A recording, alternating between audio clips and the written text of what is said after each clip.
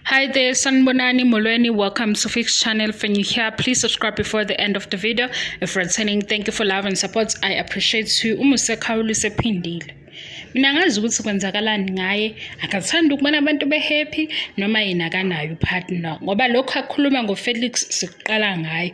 Uthi uTracy une-blue eye. Nangu-ke uTracy kaFelix, unkosikazi kaFelix eyichazela ukuthi akukho blue eye. Kodwa abantu abanje kusuke sekwenze njani? Umona noma nje abayithanda into enhle sidalo. I'd just like to address what has been posted about me and my husband on Musa Khawula's page. First of all, I'd like to say I am perfectly fine. There's nothing furthest from the truth than what that man has posted. And I do not appreciate him using my name and my husband's name for clout. I'm fine. Nothing has happened. So please stop spreading false rumors.